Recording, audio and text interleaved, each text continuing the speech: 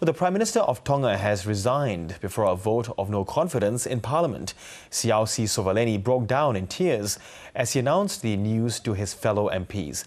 The resignation follows months of political uncertainty after Tonga's king withdrew his confidence in the foreign minister and in Mr. Sovaleni as defence minister in February.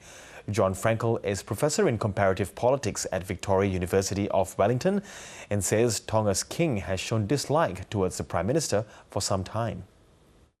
Well, I think he saw the signs of support drifting away. Parliament is made up of 26 MPs. 9 of them are noble representatives. The others are people's representatives.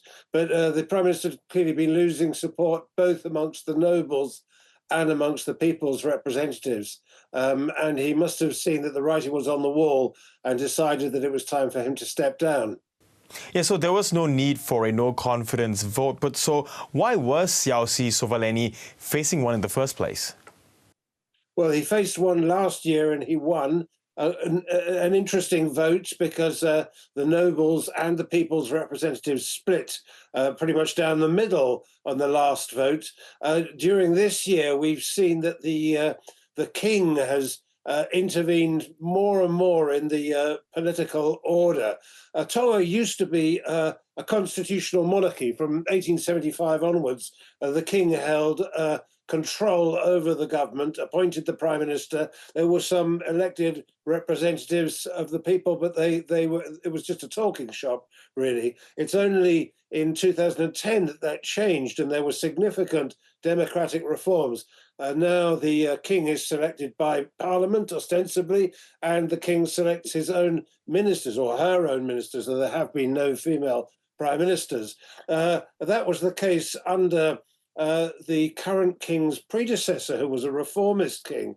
But now that this king, his brother, came into office, there's been quite a few signs of attempts to retrench and bring back control by the monarchy. Last year in February, I think it was, the king expressed his lack of confidence in 2 ministerial office holders.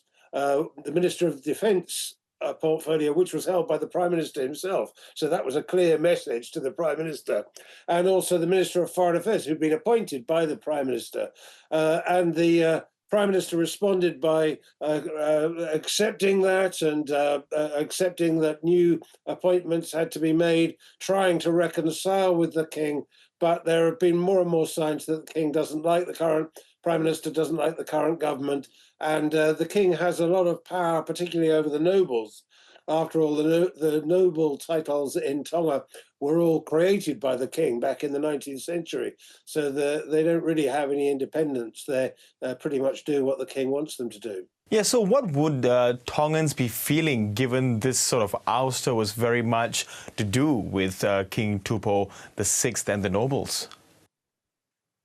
Well, I mean, judged by the election results going back 20 years, people have voted for pro-democracy MPs of one kind or another.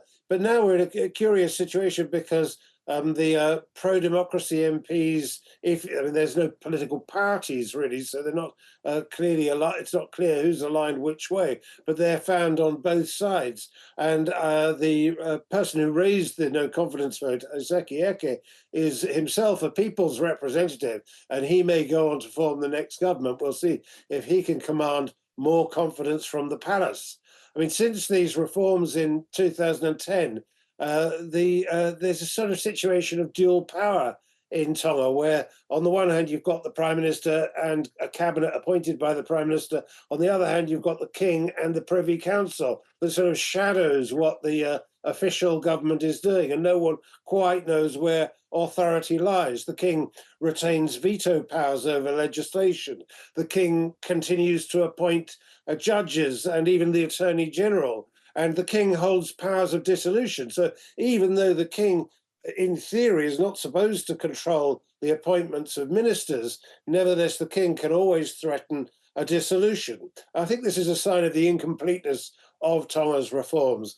And perhaps this current king is resistant to reform and wants to pull back on the reforms, but perhaps a future monarch like the current king's brother, might allow some further progress in the direction of democratization in Tonga. Yeah, so given the resistance to change, what sort of public reaction can we expect in the coming days and weeks? And I'm asking this question in the context of the 2006 pro-democracy protests that did turn quite violent at the time.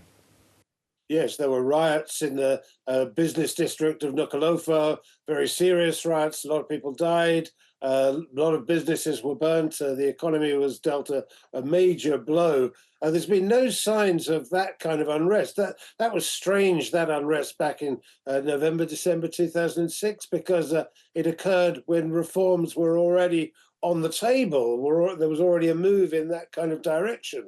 There's been no sign of similar kind of unrest since, and there was an occasion where the monarch previously withdrew confidence from the prime minister and forced a fresh election, and then that prime minister, who was the key pro-democracy prime minister, Akilisi Pohiva, now died in 2019. He was re-elected despite the king withdrawing confidence back then. So well, we'll see what happens at the next election scheduled for late 2025.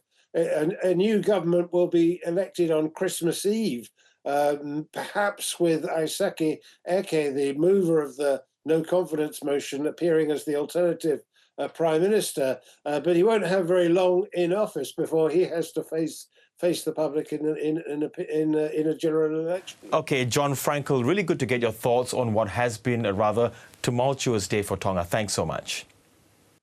Pleasure.